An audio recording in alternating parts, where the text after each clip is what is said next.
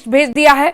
वापस बांग्लादेश भेजे गए 11 लोग दिल्ली में अवैध रूप से रहने के लिए अलग अलग होटल्स का इस्तेमाल कर रहे थे। दिल्ली में अवैध तरीके से रह रहे बांग्लादेशियों के खिलाफ दिल्ली पुलिस अभियान चला रही है। इसी के तहत दक्षिण पश्चिम दिल्ली के वसंत कुंज में पुलिस ने पहचान पत्र वेरिफिकेशन के दौरान इन्हें पकड़ा। पकड़े गए 11 बांग्लादेशियों में 21 से 48 साल तक के आदमी शामिल हैं, जिन्हें बांग्लादेश डिपोर्ट कर दिया गया।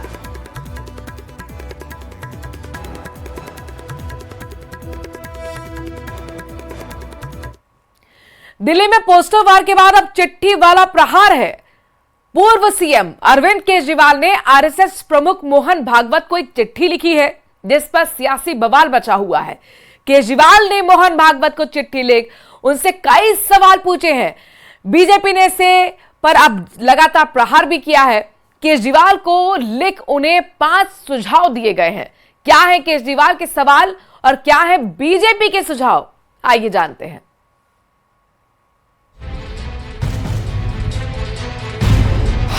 पहले पोस्टर वॉर, अब चिट्ठी वाला प्रहार। आज भारत की राजनीति में अविश्वसनीयता का प्रमाण केजरीवाल जी के नेतृत्व में आम आदमी पार्टी। मोहन भागवत के नाम केजरीवाल की चिट्ठी। कॉमेडी सर्कस के पात्र बन गए हैं भारतीय जनता पार्टी के लोग, इसलिए उनकी बातों को गंभीरता से नहीं लेना चाहिए। केजरीवाल की चिट्ठी बम पर बीजेपी का तीखा जवाब।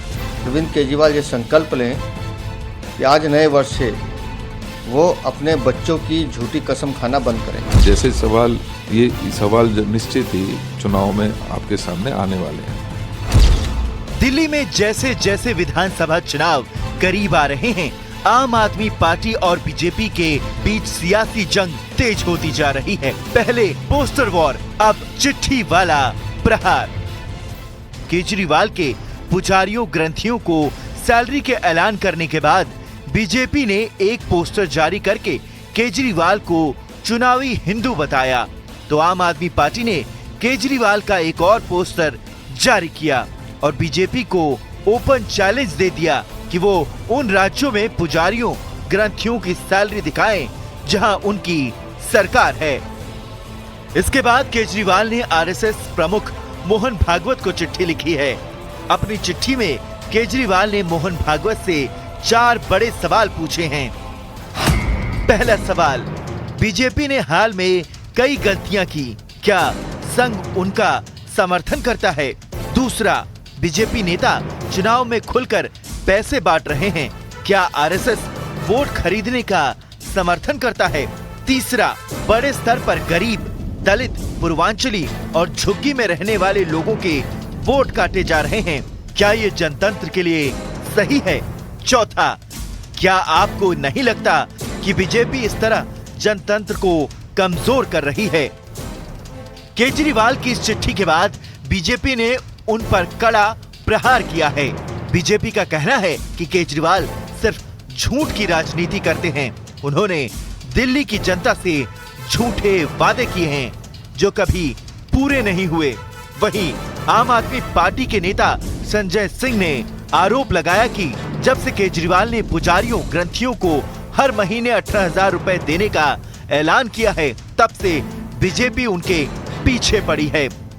आज भारत की राजनीति में अविश्वसनीयता का प्रमाण केजरीवाल जी के नेतृत्व में आम आदमी पार्टी है। तो उनके लिए एक पंक्ति कहना चाहूंगा कि चंद बातें करना और मुतमई होना नहीं अच्छा, सियासत आखिरी दम तक सभी को आजमाती है, बहुत गलती की गुंजाइश नहीं होती सियासत में, जरा किरदार हल्का हो कहानी डूब जाती है। जिन्होंने दिल्ली के अंदर 10,000 किलोमीटर नई सड़कें बनाई, 3 लाख सीसीटीवी के कैमरे लगाए, जिन्होंने दिल्ली के अंदर स्ट्रीट लाइट्स लगाई, दिल्ली को आगे बढ़ाने का काम किया, 38 फ्लाईओवर नए बनाए, 250 किलोमीटर मेट्रो आगे बढ़ाए, आप उस केजरीवाल से सवाल पूछ रहे हैं। और सब कुछ के बावजूद जिन्होंने दिल्ली के बजट को मुनाफे में डाला, आप ऐसे केजरीवाल से सवाल पूछ रहे हैं, इनके ऊपर लोग हंसेंगे। कॉमेडी सर्कस के पात्र बन गए हैं भारतीय जनता पार्टी के लोग, इसलिए उनकी बातों को गंभीरता से नहीं लेना चाहिए। आज जरूरत थी कि जहां झुग्गी वहीं मकान का वादा करने वाले केजरीवाल जी, जो पिछले 5 साल पहले सर्टिफिकेट बांटते घूमते थे क्या आज उनको उनकी चिंता नहीं है कि उनके जब मकान टूटते हैं, पिछले कुछ सालों में लगातार, चाहे वो डीडीए हो, चाहे उसमें एलजी हो, या आम आदमी पार्टी का रोल उसमें जिस तरीके का रहा, वो दिल्ली की जनता देख रही है। और जैसे सवाल निश्चित ही चुनाव में आपके सामने आने वाले हैं। उधर केजरीवाल की चिट्ठी के जवाब में दिल्ली बीजेपी अध्यक्ष वीरेंद्र कुमार सचदेवा ने भी केजरीवाल को पत्र लिखा है, जिसमें उन्होंने केजरीवाल से नए साल पर 5 संकल्प लेने का सुझाव दिया है। वीरेंद्र सचदेवा ने कहा कि उन्हें उम्मीद है कि नए साल में केजरीवाल झूठ बोलना बंद कर दें। दिल्ली की जनता से झूठे वादे नहीं करेंगे। वो अपने बच्चों की झूठी कसम नहीं खाएंगे। शराब को बढ़ावा देने के लिए और यमुना की सफाई के नाम पर भ्रष्टाचार के लिए माफी मांगेंगे। उन्हें शपथ लेनी चाहिए कि वो देश विरोधी ताकतों से चंदा नहीं लेंगे। अरविंद केजरीवाल ये संकल्प लें कि आज नए वर्ष से वो अपने बच्चों की झूठी कसम खाना बंद करेंगे। दूसरा संकल्प हमने उन्हें कहा है कि वो ये भी संकल्प लें कि दिल्ली के बुजुर्गों को, माताओं को, बहनों को और दिल्ली के धार्मिक जनों को जो धोखा देने का काम वो कर रहे हैं, जो झूठ बोलने का काम कर रहे हैं, उसके लिए भी वो क्षमा मांगे। तीसरा हमने उनसे कहा है कि दिल्ली के युवाओं को शराब के नशे में धकेलने की साजिश जो आपने की है, उसके लिए आपको दिल्ली से माफी मांगनी चाहिए। चौथा हमने उनसे कहा है कि मां यमुना की सफाई के नाम पर आपने करोड़ों रुपए का घोटाला किया है, दिल्ली को लूटने का काम किया, उसके लिए भी आपको मां यमुना से माफी मांगनी चाहिए। पांचवा हमने उनसे कहा है कि आप अपने राजनीतिक हित के लिए देश विरोधी ताकतों के साथ हाथ मिलाते हैं, उनसे राजनीतिक चंदा लेते हैं। भविष्य में ऐसा ना करने की आप शपथ लें। ये 5 हमने उनको कहा है कि अपने जीवन में ये अगर आप करेंगे तो आपके जीवन में सुधार आएगा और ईश्वर आपको एक सुमग्र मार्ग पर चलने की प्रेरणा भी देगा। हालांकि ये पहली बार नहीं है जब केजरीवाल ने देश की राजनीति से जुड़े मुद्दों के लिए मोहन भागवत को चिट्ठी लिखी है। केजरीवाल ने मोहन भागवत को 3 महीने पहले भी चिट्ठी लिखी थी, जिसमें उन्होंने केंद्रीय जांच एजेंसियों के दुरुपयोग से लेकर प्रधानमंत्री की रिटायरमेंट तक के कई मुद्दों पर सवाल उठाए थे। दिल्ली में पुनीत खुराना सुसाइड केस में आज पुनीत के शव का पोस्टमार्टम किया जा सकता है। पुलिस सूत्रों की माने तो पोस्टमार्टम के बाद ही पुनीत का शव उसके परिजनों को सौंपा जाएगा। इससे पहले पुलिस ने मृतक पुनीत खुराना की पत्नी मणिका से पूछताछ की। पूछताछ के बाद पुलिस ने मणिका को घर जाने की इजाजत दे दी। मृतक की पत्नी मणिका पाहवा के पिता से भी मॉडल टाउन थाना में पुलिस ने पूछताछ की है।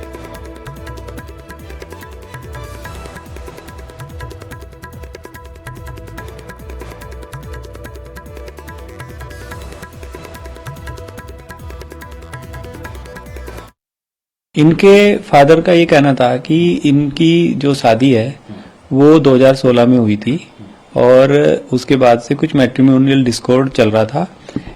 2 साल से डिवोर्स का 2 साल से ये दोनों अलग रह रहे हैं और डिवोर्स का कोई मामला भी कोर्ट में चल रहा है, जिसकी जांच हम कर रहे हैं। और उनका एलिगेशन ये है कि लड़की के द्वारा इसको प्रताड़ित करने की वजह से मेरे बेटे ने सुसाइड किया है।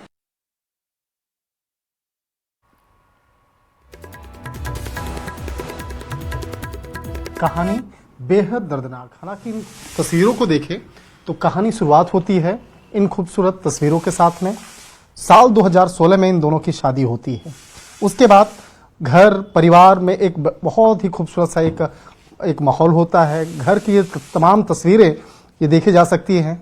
बहुत ही खुश होकर शादी और शादी से जुड़े हुए तमाम तस्वीरें पड़ती हैं। धीरे धीरे वक्त बदलता है। इस वक्त के साथ साथ इन दोनों के परिवारों में जिस तरह से बाकायदा तनाव होता है, लेकिन ये कहानियां, इन तस्वीरों को अगर देखा जाए, इतने खूबसूरत इन तस्वीरों को देख करके अंदाजा लगाया जा सकता है इन्होंने कभी सोचा भी नहीं होगा कि इनका अंत इतना बुरा होगा। पुनीत के चेहरे पर वो तमाम खुशियां, तमाम आशाएं वो दिख रही हैं। शादी के वक्त की ये तस्वीरें हैं। परिवार के सदस्यों इस तस्वीर में दिख रहे हैं जो बेहद खुश और आनंदित नजर आ रहे हैं। लेकिन साल 2024 के अंत में जिस तरह से एक ऐसा दर्द इस पूरे परिवार को मिला है जो कभी कोई भूल नहीं सकता है। इन तस्वीरों को देख करके समझा जा सकता है कि परिवार के सदस्य कितने खुश रहे होंगे और अचानक साल का आखिरी दिन यानी 31 दिसंबर का जो वक्त है इस पूरे परिवार के लिए परेशानी का सबब रहा। घर के तमाम जो लोग हैं जिस तरह से आज गम में डूबे हैं और गम में डूब करके आज हर कोई इस तस्वीरों को याद कर रहा है। दावा किया जा रहा है कि पुनीत ने फांसी लगाने से पहले अपनी पत्नी मोनिका से बात की थी, जिसका ऑडियो भी सामने आया है। जो ऑडियो सामने आया उसके मुताबिक पुनीत कई दिनों से टेंशन में था और उसकी पत्नी भी उसे कई दिनों से परेशान कर रही थी।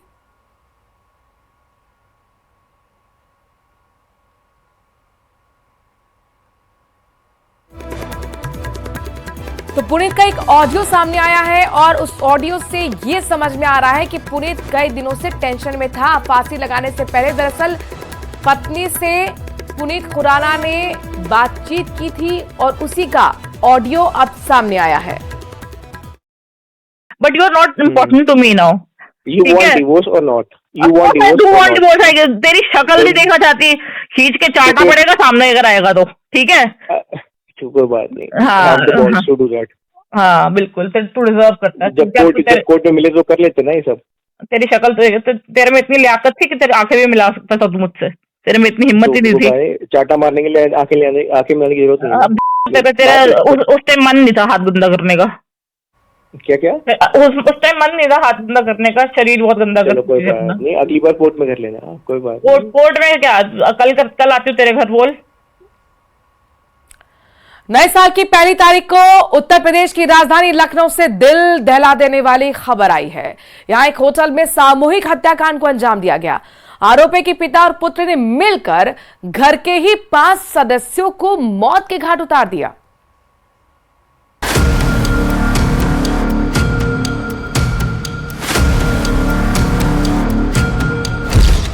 लखनऊ में सनसनीखेज वारदात। पिता और पुत्र पर सामूहिक हत्या का आरोप। मां समेत 4 बहनों की हत्या। आरोपी बेटा पुलिस के शिकंजे में। वारदात के बाद अरशद ने वीडियो बनाकर कबूला सच।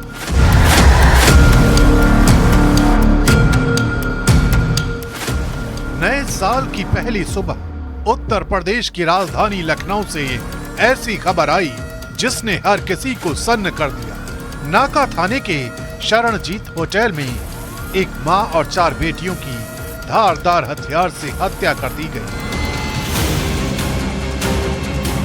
और इस वारदात का आरोप लगा है 24 साल के अरशद और उसके पिता पर। मैं इस वक्त उसी होटल के बाहर मौजूद हूं और यहां पर देख पा रहे हैं आप तस्वीरों में कि ये वही होटल है, होटल सरनजीत। इसी होटल के कमरा नंबर 109 में हत्या की वारदात को अंजाम दिया गया है और जो आरोपी है अरशद पुलिस के गिरफ्त में है। पिता फिलहाल फरार चल रहा है और आरोपी ने हत्या की वारदात को अंजाम देने के बाद एक वीडियो भी बनाया है। उस वीडियो में उसने दावा किया कि वो धर्म परिवर्तन करना चाहता था और मोहल्ले के उसके इलाके के कुछ लोग उसको काफी ज्यादा परेशान कर रहे थे और पिछले कुछ दिनों से वो अपने घर पे नहीं रुका हुआ था। वो पूरे अपने परिवार के साथ पहले अजमेर गया और अजमेर के बाद फिर वो लखनऊ आया। लखनऊ में आने के बाद यहाँ पर 30 तारीख को होटल सरनजीत में उसने चेक इन की। इसी होटल में उसने चेक इन की और उसके बाद बीती रात उसने वारदात को अंजाम दिया। और पुलिस की शुरुआती पूछताछ में उसने ये बताया है कि दुपट्टे की मदद से और साथ ही साथ ब्लेड से हाथों के नसों को उसने काटा है। बताया जा रहा है कि वारदात में जिन 5 लोगों की हत्या की गई उनमें मां अस्मा, 9 साल की आलिया, 16 साल की अक्सा, 18 साल की रहमीन और 19 साल की अलशिया। वारदात को अंजाम देने के बाद खुद अरशद ने वीडियो बनाकर सच कबूल किया। ये मुसलमान हर जगह ज़मीनों पर कब्जा करते हैं और लोगों पर जुल्म करते हैं। न जाने कैसे कैसे गैरकानूनी धंधे करते हैं, नकली नोटों के धंधे करते हैं। हमने बहुत इनके खिलाफ कार्रवाई करने की कोशिश करी, हम नहीं करवा सके। और हमारी मौत के ज़िम्मेदार सबसे मेन जो इंसान है वो पूरी बस्ती है और उससे मेन जो इंसान है रानू, और आफ्ताब अहमद, अलीम खान, सलीम, ड्राइवर, अहमद, रानू, आरिफ, अजहर और इसके और रिश्तेदार हैं जो ऑटो चलाते हैं और भी उसके गली में रिश्तेदार रहते हैं। भड़बूजा हैं ये लोग बहुत बड़ा भूमि माफिया गैंग चलाते हैं, इसमें लड़कियों को बेचते हैं। इन लोगों का यही प्लान था कि हम लोगों को जेल पहुंचा के हमें दोनों को किसी भी प्लान झूठे इल्ज़ाम में जेल पहुंचाकर हमारी बहनों को हैदराबाद में लड़के सप्लाई करता है एक सामने घर के सामने वाला, उसके हाथों हमारी बहनों को बिकवाना। भैया हम ये नहीं चाहते थे, इसलिए मजबूरन आज हमें इस वक्त 1-2 बजे का टाइम हो रहा है तकरीबन, मजबूरी में अपनी बहनों को मैं गला दबा के हाथ के नस काट के मारना पड़ा। जानकारी के मुताबिक ये परिवार आगरा के कुबेरपुर इलाके का रहने वाला है। लखनऊ के होटल शरणजीत में पूरा परिवार ठहरा हुआ था। इसी होटल के कमरा नंबर 109 में वारदात को अंजाम दिया गया। अभी तक जो बात यहाँ पे सुनने को मिली है, जो जानकारी यही आई है कि ये पारिवारिक कलह के आपस में चलते ये हुआ है। ये सब एक है परिवार के लोग थे। परिवार का मुखिया जो है वो फरार है। एक लड़का उसने पुलिस को स्वयं इन्फॉर्मेशन दी है और उसने भी बताया कि मेरे पिता जो है कहीं सुसाइड करने गए हुए। देखिए, आज मॉर्निंग में ये सूचना मिली कि इस होटल में एक कमरे में 5 लोगों की डेड बॉडी पड़ी है और तत्काल थाना प्रभारी एवं अन्य पुलिस बल मौके पर पहुंचकर जो है छानबीन उन्होंने प्रारंभ कर दी। डेड बॉडी को कब्जे में लेकर पंचायतनामा और पोस्टमार्टम के लिए भेज दिया गया है। सभी उच्चाधिकारी गणों के द्वारा जो है घटनास्थल का निरीक्षण कर लिया गया। फील्ड यूनिट को बुला लिया गया है ताकि जो साइंटिफिक एविडेंसेस हैं उसको कलेक्ट कर लिया जाए और प्राथमिक जो है पूछताछ सभी लोगों से चल रही है, होटल वालों से और अन्य चीज़ों को, अन्य जो है साक्ष्य खंगाले जा रहे हैं। जल्द ही इसके बारे में विस्तृत आपको बता दिया जाएगा। फिलहाल पुलिस इस मामले में सारी कड़ियों को खंगाल रही है, क्योंकि अरशद ने वीडियो में जिन जिन बातों का दावा किया है वो इस हत्याकांड की कहानी को कई मोड़ दे रहे हैं।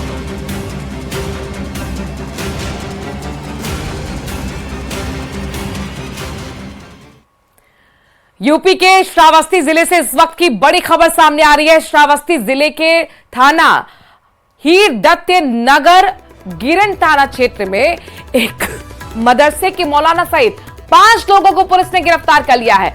ये लोग मदरसे की आड़ में नकली नोट छाप रहे थे। इनके पास से 35,000 के नकली नोट, प्रिंटर सहित नकली नोट छापने का सामान भी बरामद हुआ है। इसके अलावा पुलिस और एसओजी की टीम ने आज नकली नोट छापने का भांडाफोड़ करते हुए मदरसा जामिया नूरिया खातूना नीलबिया के संचालक सहित उसके साथियों को गिरफ्तार किया है।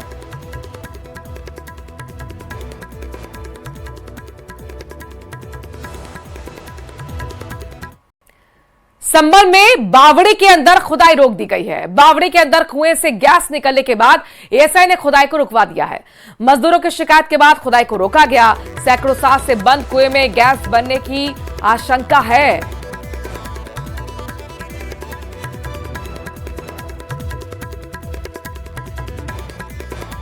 ये जो है धुआं के वजह से जो बंद कर दिया गया। कोई गैस से पीड़ित हुई? हाँ जी।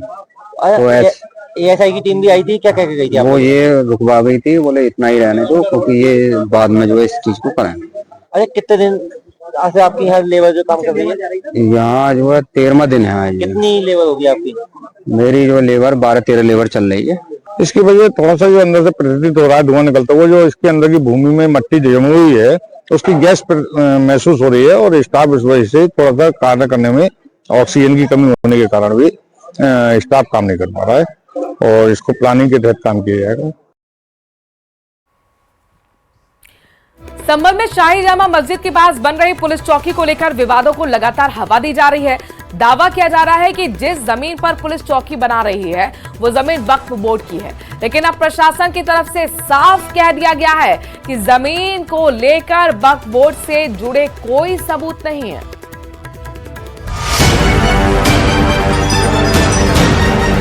संभल लगातार सुर्खियों में बना है। अभी तक मंदिर, मस्जिद और बावड़ी को लेकर चर्चाओं का दौर था, लेकिन अब विवादों का सेंटर पॉइंट बन गई है सत्यव्रत पुलिस चौकी।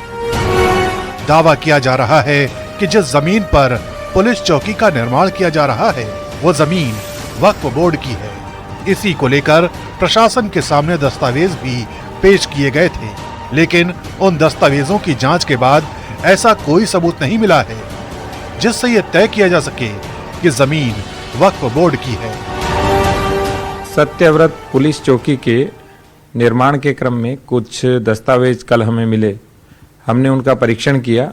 वो दस्तावेज रजिस्टर्ड भी नहीं है और उन दस्तावेजों की जब जांच की गई तो इसमें किसी प्रकार का कोई रकबा, कोई चौहद्दी, उसका वर्णन नहीं है।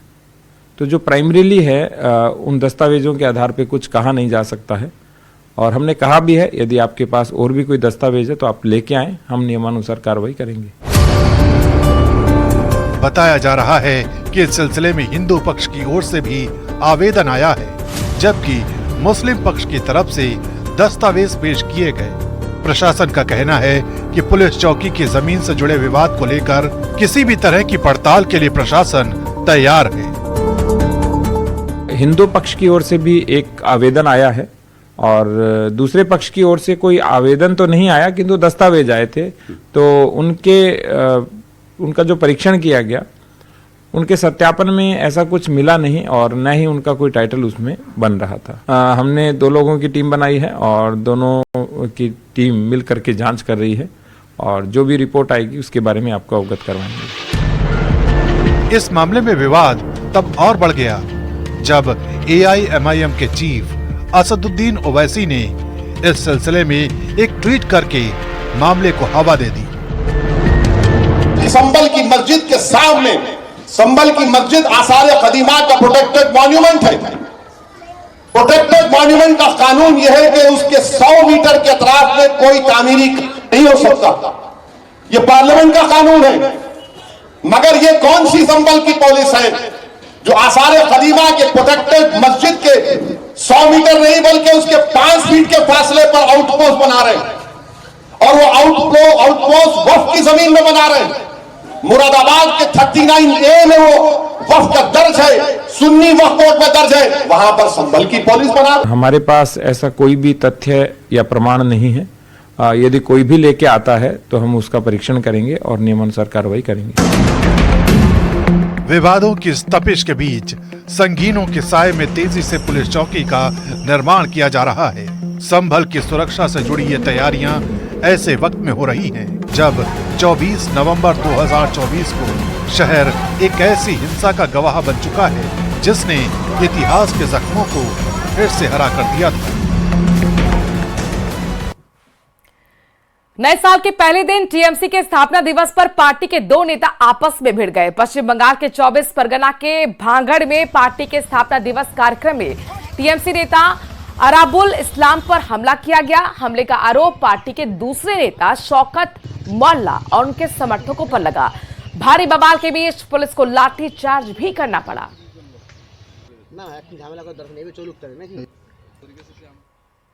बड़ी खबर केरल के कन्नूर से है। यहां पर स्कूल बस पलटने से 5वीं क्लास की पढ़ने वाली एक छात्रा की मौत हो गई है। 14 स्कूली बच्चे घायल भी हुए हैं। ये आपको हादसे की तस्वीरें दिखा रही है। स्कूल बस आपको पलटी हुई नजर आ रही होगी। केरल के कन्नूर से यह हादसे की खबर है जहां पर स्कूल बस पलटने से 5वीं क्लास में पढ़ने वाली एक छात्रा की मौत हो गई है। 14 स्कूली बच्चे भी घायल हुए हैं। इस हादसे का वीडियो भी सामने आया है। वीडियो में स्कूल बस ढलान से नीचे उतरती हुई दिखाई दे रही है और अचानक बस पलट गई। इसके बाद वहां पर अफरा-तफरी मच गई। स्कूली बच्चों की मदद से यहां पर लोगों पहुंचे, बच्चों की मदद के लिए घर से बाहर निकले। आप देख पा रहे हैं इस हादसे का जो वीडियो सामने आया है उसने सभी को दहला दिया है। वीडियो में बस ढलान से गिरने के बाद 2 बार पलटती हुई सड़क पर आकर गिर गई। जानकारी के मुताबिक ढलान से नीचे उतरते वक्त ड्राइवर ने बस से नियंत्रण खो दिया। इस वजह से यह हादसा हुआ। एक मासूम बच्ची की इसमें मौत हो गई है। 5वीं क्लास में पढ़ती थी वो मासूम बच्ची जिसकी मौत हुई है। 14 स्कूली बच्चे भी यहाँ पर बताया जा रहा है घायल हुए हैं। आसपास में जो लोग थे वो घरों से बाहर निकल आए ताकि बच्चों की वो मदद कर सके। और इसी के साथ खबरों में आगे बढ़ रहे हैं। बात जम्मू कश्मीर की करते हैं, जहां पर पटनी टॉप बर्फबारी के बाद से गुलजार हो गया है। बर्फबारी होने के बाद सैलानी बड़ी तादाद में पटनी टॉप पहुंचे हुए जमकर बर्फबारी का लुत्फ उठा रहे हैं, आनंद उठा रहे हैं। बर्फबारी को देखने के लिए सैलानियों के जहां चेहरे खिल उठे हैं, तो झूमने लगे वहां पर पर्यटक। और बताया जा रहा है कि खास तौर पर पर्यटन से जुड़े हुए कारोबारियों की खुशी का ठिकाना नहीं है, बल्ले बल्ले उनकी हो रही है।